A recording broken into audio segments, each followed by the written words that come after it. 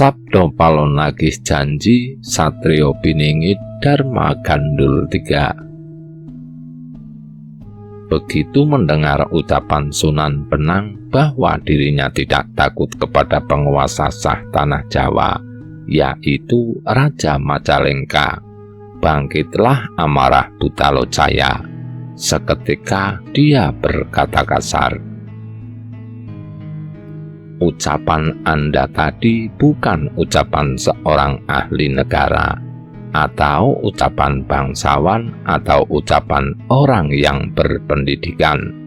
Hanya pantas jika diucapkan oleh mereka yang suka berkeliaran di tempat madat, maksudnya preman, yang hanya mengagungkan kekuatan otot semata.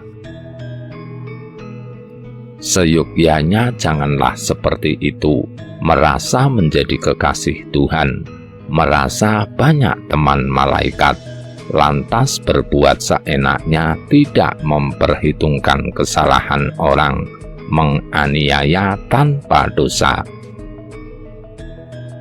Di tanah Jawa ini sebenarnya banyak yang bisa menandingi kesaktian Anda, akan tetapi semua adalah ahli budi, ahli dalam peningkatan kesadaran, dan takut mendapat hukuman dewata atau karma pala.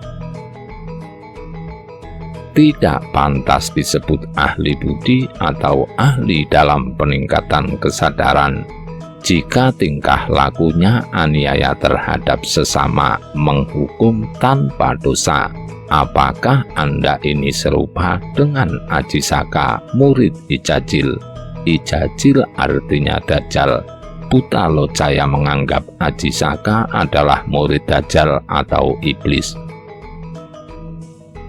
Maksudnya tingkah laku Jisaka dulu pun kurang patut manakala tinggal di tanah Jawa, sehingga disebut murid Ijajil atau Dajjal atau iblis. Ajisaka bertahta di tanah Jawa hanya 3 tahun lamanya, lantas minggat dari tanah Jawa. Bahkan sumber air bening yang ada di daerah Medang ikut serta dibawa minggat. Sumber air bening maksudnya adalah pengetahuan asli Jawa. Ajisaka orang Hindu India, Anda orang Arab. Kelakuannya sama saja menganiaya sesama manusia, sama-sama membuat sulit mencari sumber air. Coba Anda artikan sendiri maksud kata-kata Butalocaya yang simbolik ini. Anda menyebut diri Sunan seharusnya memiliki budi luhur, kesadaran yang mulia, bisa menciptakan keselamatan bagi sesama.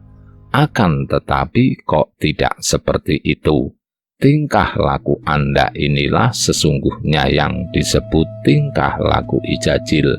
Tidak tahan digoda oleh anak kecil, gampang keluar amarahnya.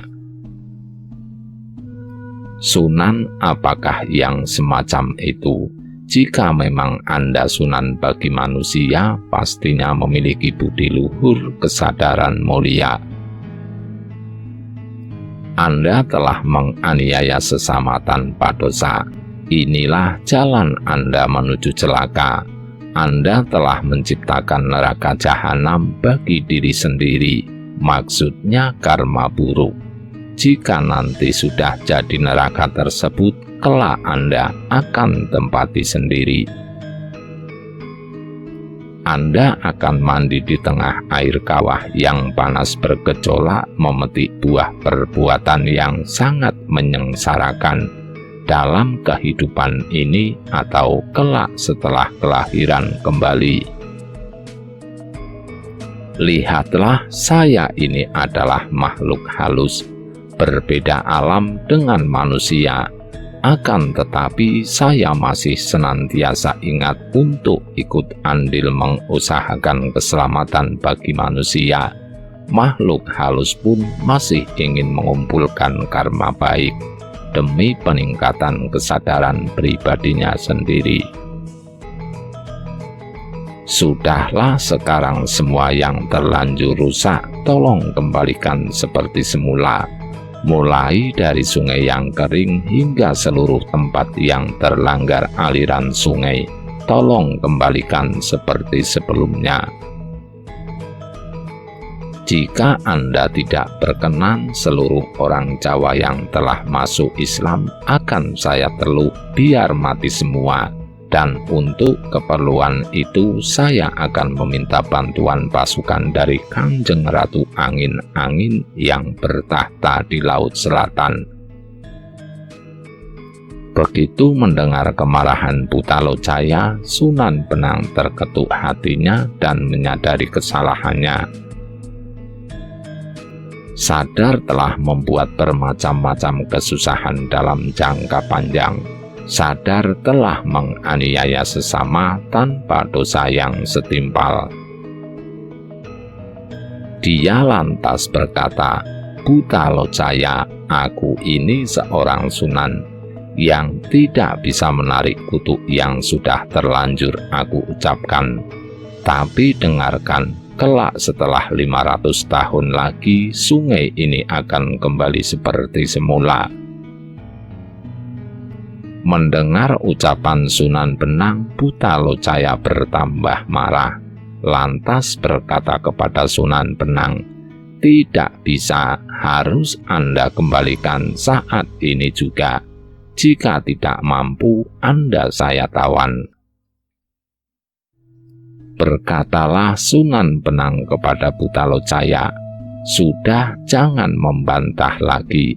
Aku hendak pergi menuju ke arah timur. Mulai saat ini buah dari pohon sambi atau kosambi ini aku namakan buah cacil."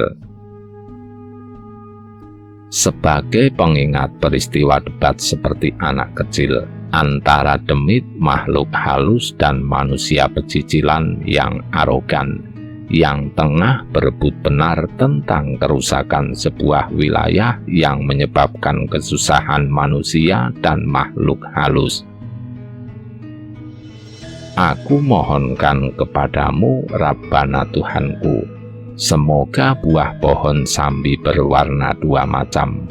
Daging buahnya jadilah kecut, biji buahnya jadilah keluar minyak. Kecut berlambang dari kekecutan wajah, wajah sang demit makhluk halus dan wajah manusia yang tengah berdebat dengannya. Lengau atau minyak berlambang dari makhluk halus meleleng jalmo lungo, melotot marah ditinggal pergi oleh manusia. Kelak di kemudian hari agar bisa dijadikan pengingat peristiwa di mana aku pernah berdebat denganmu. Mulai sekarang tempat di mana kita bertemu ini di sebelah utara sana aku namakan Desa Singkal, sedangkan di sini aku namakan Desa Sumbre. Dan tempat di mana anak buahmu menyingkir di sebelah selatan sana aku namakan Desa Kawanguran. Setelah mengucapkan kata-kata tersebut, Sunan Benang lantas menuju ke arah timur sungai. Hingga sekarang di daerah Kota Kedah terdapat desa yang bernama Kawanguran, Sumbre, dan Singkal. Kawanguran artinya ketahuan, Singkal artinya terhalang, lantas mendapatkan cara untuk mengelak. Butalojaya terus mengejar Sunan Benang. Perjalanan Sunan Benang sampai di Desa Bogem. Di tempat itu Sunan Benang mendapati sebuah arca berbentuk kuda bertubuh satu berkepala dua, terletak di bawah pohon Trenggulun, Trengguli Cassia Fistula L. Tinggi bisa mencapai 15 meter, berasal dari India. Pohon Trenggulun tadi banyak ditumbuhi buah, hingga beberapa jatuh berserakan ke tanah. Sunan Benang memegang kampak, serta merta arca kuda kepalanya dihancurkan. Melihat perbuatan Sunan Benang menghancurkan kepala arca kuda, Buta Locaya semakin marah dan lantas berkata, "Arca ini buatan Prabu Jayabaya untuk menyimbolkan keadaan wanita Jawa nanti di zaman kedatangan bangsa Srenggi. Siapa saja yang melihat arca ini akan ingat kepada keadaan wanita Jawa nanti." Sunan Benang menjawab, "Kamu ini makhluk halus berani sekali mendebat manusia. Itu namanya makhluk halus yang sok." Buta Locaya berkata, "Apa bedanya? Anda Sunan, saya Raja." Sunan Benang tak menghiraukan, bahkan berkata, "Buah pohon Trengkulun ini mulai sekarang aku beri nama Kenros, agar bisa dijadikan pengingat bahwasanya aku pernah bertengkar dengan seorang makhluk halus kementus yang sok tentang sebuah arca."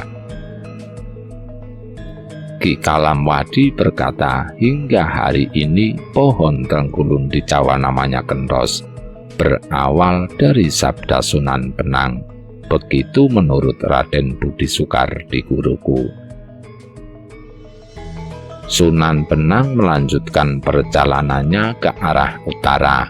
Berbarengan dengan masuknya waktu salat asar, Sunan Benang berkeinginan untuk salat di luar desa didapati sebuah sumur, akan tetapi tanpa penimba. Sumur digulingkan sehingga Sunan Benang kemudian bisa mengambil air untuk dibuat berwudu. Coba Anda artikan sendiri simbolisasi dari cerita Sunan Benang menggulingkan sumur ini. Ki Kalamwadi kembali berkata, "Hingga hari ini sumur tadi dikenal dengan nama Sumur Gumuling, sumur yang digulingkan. Sunan Benang yang menggulingkannya. Itu cerita Raden Budi guruku, tidak tahu apakah benar atau tidak." Seusai salat, Sunan Benang meneruskan perjalanannya. Sesampainya di desanya Hen, di sana terdapat arca raksasa perempuan berdiri di bawah pohon dadap atau dadap srep Erythrina orientalis, tinggi bisa mencapai 22 meter. Saat itu pohon dadap tersebut tengah berbunga lebat. Banyak bunga yang jatuh berguguran di kanan kiri arca tadi. Bahkan terlihat merah tubuh arca tersebut karena banyak juga bunga yang jatuh kepadanya. Melihat sosok arca sebegitu besar, Sunan Benang sempat keheranan. Arca raksasa tersebut menghadap ke barat, tinggi 16 tapak kaki manusia dewasa, lingkar badannya 10 telapak kaki manusia dewasa. Jikalau hendak dipindahkan, seandainya diangkat oleh 800 orang sekalipun tidak akan kuat, kecuali jika menggunakan bantuan peralatan. Bahu kanan arca tadi dihancurkan oleh Sunan Benang, dahinya dilubangi.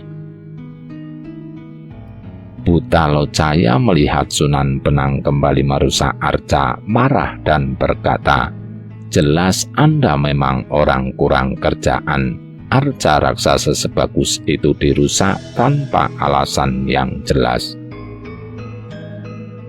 Sekarang jadi buruk wujudnya, padahal arca itu juga buatan Prabu Jayabaya. Lantas apa hasilnya Anda merusaknya?"